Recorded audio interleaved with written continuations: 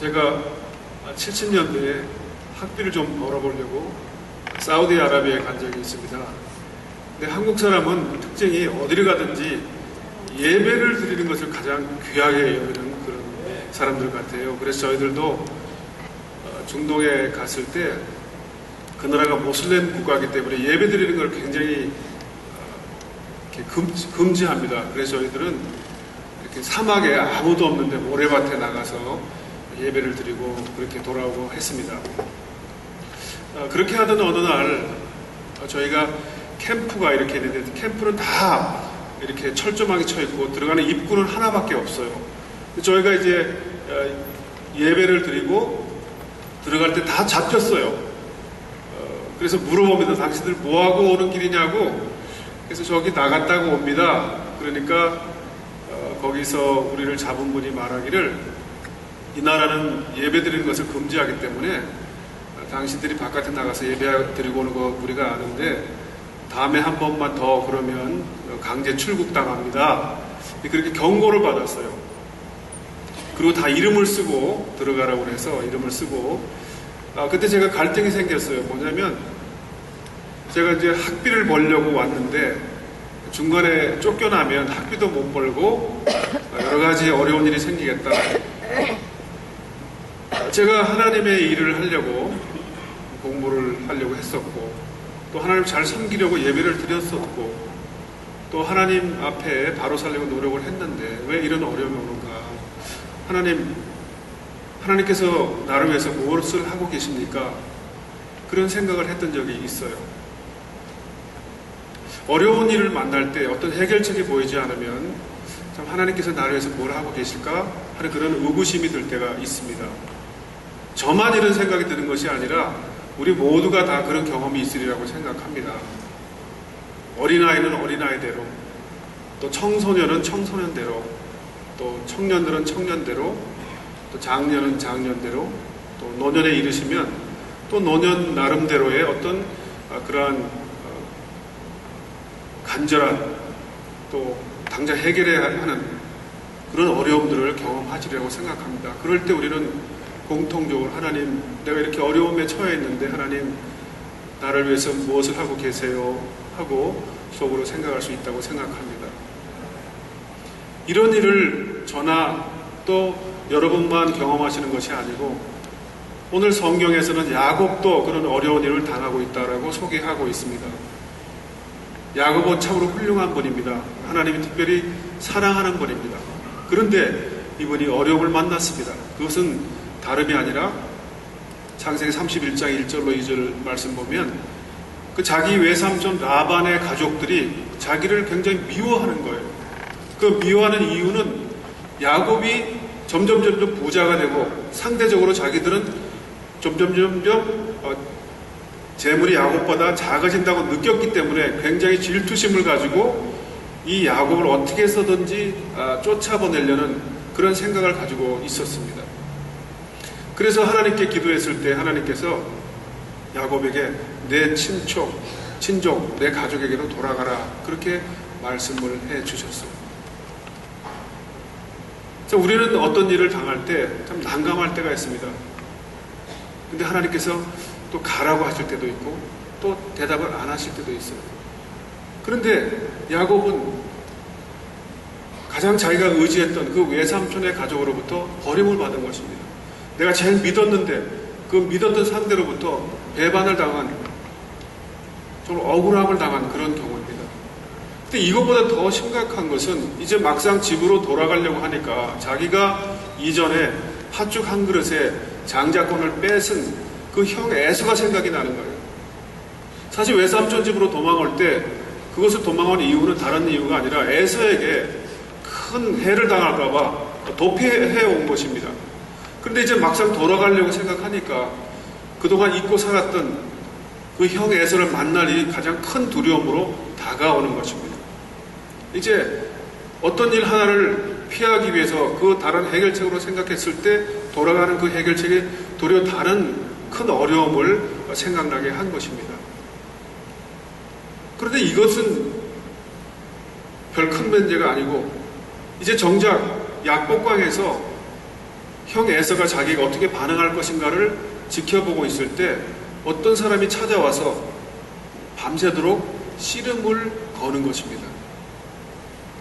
자, 외삼촌 라반의 집에서 자기를 미워해요. 떠나려고 했어요. 그랬더니 형 에서를 만나는 것이 큰 어려움으로 다가왔습니다.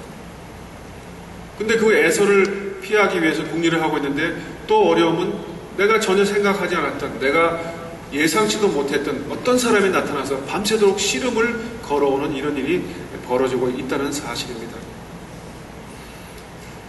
여러분, 야곱만 그렇습니까? 우리도 그렇습니다. 왜 그렇게 문제가 생기면 연거푸서 생기는지 모르겠어요. 그 설상가상이라는 말이 생각이 납니다. 문제가 생기면 어떻게 그렇게 연거푸서 힘든 일이 생기는지 모르겠어요. 이럴 때 우리는 한번 이 문제가 왜 생기는지 생각해 보아야 할 필요가 있습니다. 그런 지혜가 필요하다고 저는 생각합니다. 어떤 청년이 하루는 일어났는데 눈이 튀어나올 것 같고 귀에서 이상한 소리가 나고 건강이 굉장히 안 좋아졌어요. 그래서 참아보려고 참았는데 그 증상이 사라지지를 않았어요. 그래서 의사를 찾아갔습니다. 의사가 다 진단하더니 이건 병명을 알 수 없습니다. 그러나 분명한 것은 한 3개월 있으면 당신의 생명이 끝날 것 같습니다. 그러니 이제 당신은 가지고 있는 거 다 팔고 당신의 남은 인생을 아주 마음껏 즐기십시오. 그렇게 얘기를 했습니다. 그래서 집도 팔고 자기가 가지고 있는 거 다 팔고 캐시로 만들어서 좋은 옷도 해 입고 좋은 자동차도 타고, 그래서 자기가 죽을 때는 아주 미련 없이 죽겠다 그렇게 생각하고 양복점을 갔어요. 그래서 양복도 맞추고 이제 와이셔츠도 맞췄습니다. 그때 그 양복점에 계신 분이 이제 사이즈를 불러주는데 뭐 팔 길이는 얼마 얼마 하다가 목 길이가 16 그렇게 얘기했어요. 그러니까 그 사람이 대답했습니다. 사장님, 내 목 사이즈는 15인데 왜 16이라고 그럽니까? 그러니까 그 양복을 재는 그분이 당신 목이 16인치인데 15인치를 입으면 눈이 튀어나올 것 같고 귀에서 소리가 나고 이상한 증상이 생길 겁니다. 그분은 와이셔츠 사이즈를 제대로 못 맞춰서 목이 너무 졸렸기 때문에 그런 증상이 나타납니다. 여러분, 우리가 눈이 튀어나올 것 같고 귀에서 이상한 소리가 날 때 왜 그 소리가 나고 그런 증상이 나타나는지 한번 생각을 해보세요. 우리가 그런 걸 생각하지 않고 무조건 나는 죽는구나, 의사가 하는 말에 죽는 줄로 알고 그렇게 살 때가 있다라는 것입니다. 여러분, 우리가 어려움을 만날 때 왜 이런 어려움이 생기는지를 한번 생각해 볼 필요가 있습니다. 이렇게 야곱의 어려운 일을 당할 때 제가 서두에 말씀드렸듯이 하나님께서 이 어려움 중에 있는 나를 위해서 지금 도대체 무엇을 하고 계십니까? 그런 질문을 할 수 있다고 보았습니다. 하나님께서 무엇을 하고 계셨습니까? 야곱이 그런 어려운 일을 당할 때 창세기 31장 24절 말씀에 보면 하나님께서 외삼촌 라반에게 나타나셔서 내가 야곱에게 선악간에 아무 말도 하면 안 된다 그렇게 경고하셨습니다. 야곱을 건드리지 말라고 말씀하셨습니다. 근데 야곱은 그것을 몰랐어요.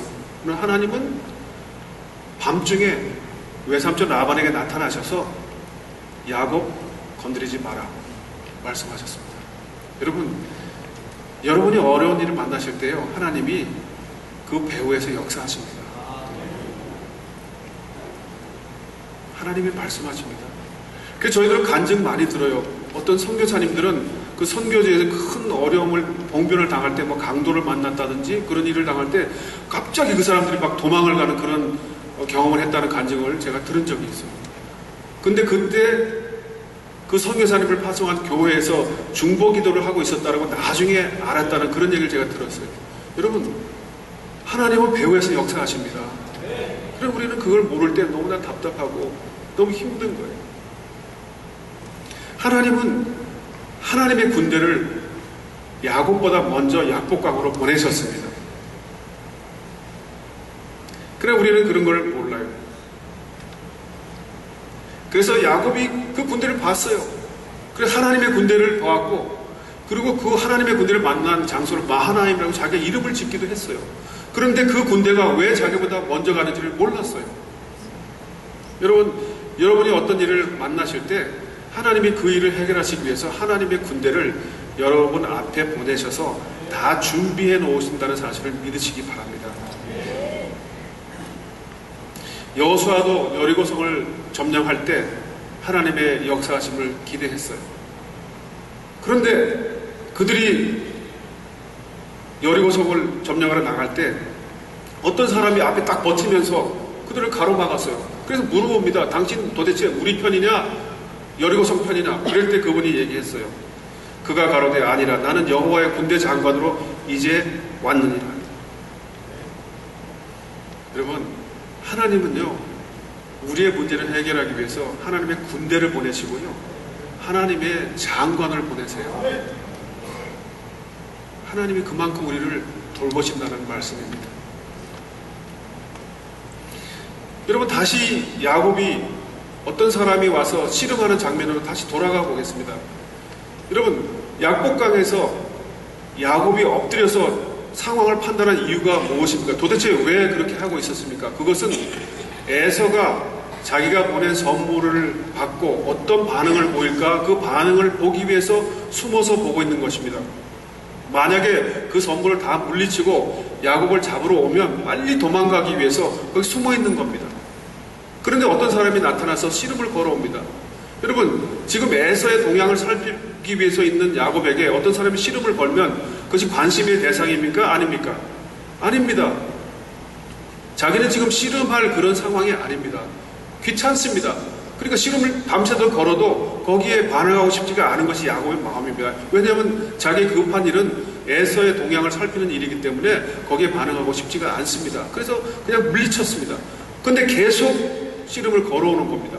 그러나 이분이 밤새도록 그렇게 하는데도 반응을 보이지 않으니까 이제 떠나야 되니까 그게 환도뼈를 쳐서 위골시켰습니다. 여러분, 왜 환도뼈를 쳐서 위골시키셨습니까? 야곱이 그분에게 하나님 나를 도와주세요 하기 위해서 씨름을 걸었던 것입니다. 근데 그것도 모르고 자꾸 밀쳐내니까 그냥 치신 겁니다. 여러분, 우리가 간혹 좀 심하게 두들겨 맞을 때가 있어요. 그래, 그 맞는 자체는 심히 아프고 고통스러운 거지만 그걸 통해서 하나님을 바라보기 때문에, 하나님을 찾기 때문에 그것은 도리어 환난이고 어려움이지만 축복의 기회라고 저는 생각합니다. 여러분이 어떤 어려움을 만나실 때 그렇게 환도뼈를 맞기 전에 하나님을 찾아야 합니다. 그렇게 밤새도록 그렇게 하나님께 축복을 구하라고 해도 구하지 않으니까 하나님께서 그 환도뼈를 위골시키시는 겁니다. 자, 환도뼈가 위골됐습니다. 이제는 걸을 수가 없습니다. 이전까지는 에서가 자기를 잡으려고 오려고 할 때 주랭랑을 쳐서 자기의 목숨을 구하는 것이 목표였습니다. 그런데 이제는 그 일을 할 수 없게 되었습니다. 도망갈 수가 없습니다. 그렇기 때문에 그에게 당장 시급한 문제는 이분에게 축복해달라고 해서 빨리 그 상황을 해결받는 것이었습니다. 그때서야 그분을 붙들고 자기를 축복해 주시지 않으면 결코 놓지 않겠습니다. 자기 축복해 주세요 하고 간절히 매달렸던 것입니다. 그때 그분께서 야곱에게 이름을 물어보셨습니다. 내 이름이 무엇이냐? 야곱입니다. 야곱은 여러분들이 잘 아시다시피 사기꾼이고 모략하는 사람이고 야가 빠진 그런 사람이라는 뜻 아닙니까? 그런데 그에게 네 이름은 야곱이 아니고 이스라엘이다. 하나님과 및 사람과 겨루고 이긴 사람이다. 그러니까 다시 말하면 하나님께서 져준 사람이다라는 겁니다. 여러분, 우리가 어린아이가 자녀들이 있을 때 가끔은 자녀들하고 씨름하고 싶어요. 그러면 막 가만히 있는 애 건드려가지고 막 씨름하게 만들죠. 그리고 자기가 먼저 넘어져가지고 아들 보고 이겼다고 그래요. 왜 그렇습니까? 그를 칭찬하기 위해서 그러는 거예요. 하나님도 가끔은 하나님이 사람하고 겨루어서 못 이길 이유가 어디 있습니까? 그러나 하나님께서 씨름하자고 그러시고 그래서 네가 이겼으니까 이긴 사람으로 받을 상을 받아라. 하나님 이렇게 우리를 축복해 주시려고 그런 기회를 주신다는 사실은 너무나 큰 축복이라고 저는 생각하고 있습니다. 그렇기 때문에 간혹 우리가 가진 문제는 우리의 약점으로 나타나는 것이 아니라 축복의 기회로 우리에게 주어진다고 믿습니다. 시카고에 있는 어떤 한 분이 큰 사업가로 성공했는데 그분이 이민 와서 처음에 할 일이 별로 없으니까 청소를 했어요. 근데 그 청소 사업을 계속 확장시켜 나가야 되는데 그분에게 핸디캡은 영어를 잘 못하는 것이었어요. 마치 제가 포르투기스를 하나도 몰라요. 마찬가지로 미국에 정착을 하려고 하는데 영어를 못하는 거예요. 근데 청소권을 많이 따서 사업을 확장시키고 싶은데 영어가 잘 안 되니까 그분은 항상 영어에 핸디캡이 있다고 생각했어요. 그래서 봉사를 따기 위해서 이제 제안서를 넣을 때 그 제안서에 많은 질문들이 있는데 질문들이 대략 이렇다고 합니다. 어떤 질문을 해놓고 yes or no, no 하면은 왜 no 했는지 설명을 달으라고 하는 것이 많이 있답니다. 그리고 이분은 영어를 잘 못하니까 no 하면은 설명을 달아야 되니까 전부 다 yes를 했대요. 근데 그것이 소문이 나서 이 사람은 yes맨이다. 뭐든지 요구하는 거 거의 대부분은 다 yes로 받아들이는 사람이기 때문에 이 사람에게 맡기면 일을 잘하고 불평이 없고 믿을 만한 사람이다.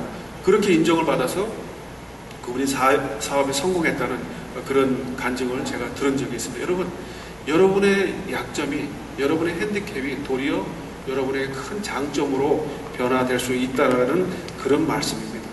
더 중요한 것은 하나님께서 야곱의 이름을 바꾸어 주셨다는 겁니다.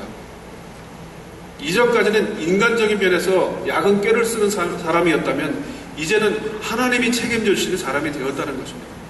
여러분, 우리 자신을 생각해 보십시다. 여러분, 우리는 누굽니까? 예수님을 믿기 전에 우리는 어떤 사람이었습니까? 죄인이었습니다. 근데 지금은 어떻습니까? 우리 의인입니다. 어떻게 죄인이 의인이 되었습니까? 그것은 예수님께서 나의 죄를 십자가에서 다 대신 사해 주셨기 때문에 내가 그것을 믿음으로 구원을 받았기 때문에 의인이 된 것입니다. 여러분, 구원 받으셨습니까? 아멘.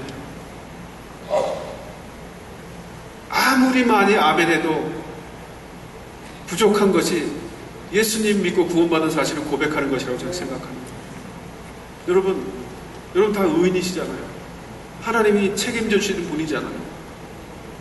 그럼에도 불구하고 문제는 우리에게 있지만 우리는 우리의 정체성을 분명히 알아야 한다는 것입니다. 우리도 야곱과 마찬가지로 하나님께서 우리에게 져주셨어요. 우리가 무엇을 구하든지 다 들어주시려고 우리에게 씨름을 걸고 계시는 분이세요. 하나님 우리하고 씨름하고 싶어 하세요. 씨름하십시오. 그러면 하나님께서 일부러 져주시고 그 선물로 큰 은혜를 베푸신다는 것입니다. 우리는 그런 사람들입니다. 우리의 정체성이 바로 그렇다라는 것입니다. 또한 다른 것은 야곱이 밤새도록 하나님과 씨름하고 그 다음 날에야 자기가 그 전날 밤 씨름한 대상이 하나님이라는 것을 그때서야 깨달은 겁니다. 그런데 더 깜짝 놀랄 것은 자기가 죽지 않았다는 거예요. 여러분, 사람은 하나님을 만나면 죽습니다. 성경이 말씀하시는 것입니다. 그런데 자기가 만난 분이 밤새도록 씨름한 분이 하나님인 것을 깨달았는데도 자기가 살아있다는 사실에 깜짝 놀란 겁니다. 여러분, 이것보다 더 큰 증거가 어디 있습니까? 이것보다 큰 은혜가 어디 있습니까? 여러분, 지금 에서를 만났을 때 에서에게서 큰 고통을 당하지 않는 것이 큰일입니까? 아니면 죽을 목숨이 구원받은 것이 큰 은혜입니까? 어떤 것이 큰 은혜입니까? 이렇게 엄청난 죽을 인생을 살려주신 그 은혜를 경험한 우리가 너무나 조그마한 것 때문에 갈등하고 고민하고 있다는 사실이 참으로 이해가 되지 않는 일이지만 그러나 그것이 우리의 현실입니다.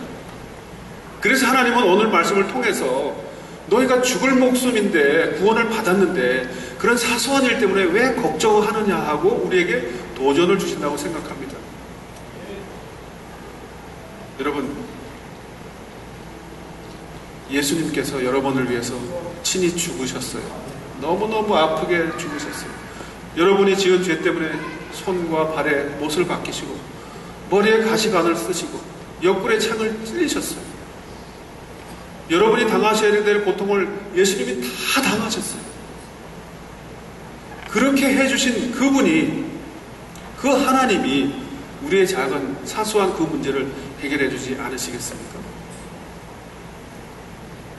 그 은혜를 우리에게 생각하라고 말씀하십니다.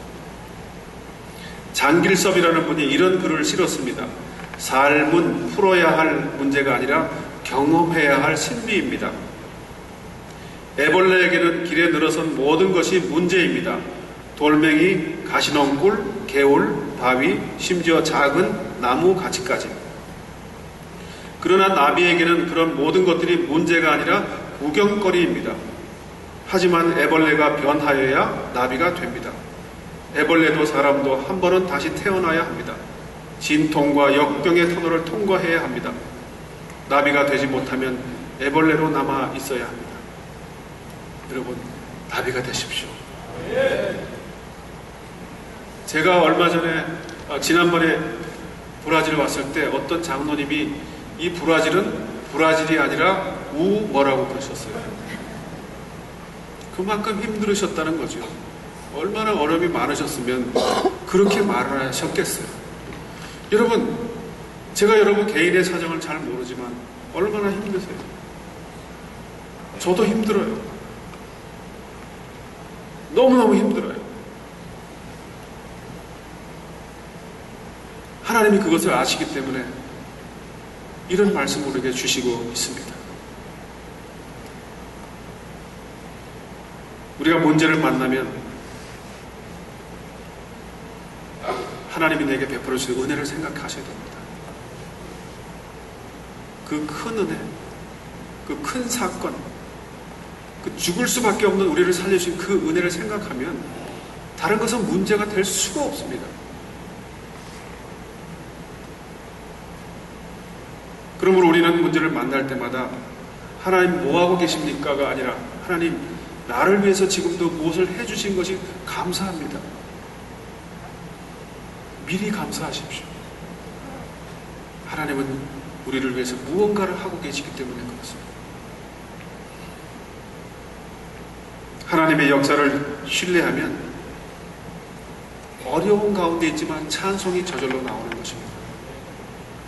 여러분이 만약 어려움 중에서도 그렇게 역사하시고 우리 위해서 준비하시는 그 하나님을 믿고 찬송을 하면 이 쌍파울이 뒤집어집니다. 여러분 어떻게 전도하시겠습니까? 어떻게 선교하시겠습니까?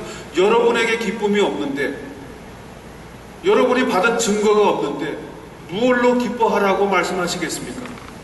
여러분이 받은 증거가 없는데 무엇으로 믿으라고 말씀하시겠습니까?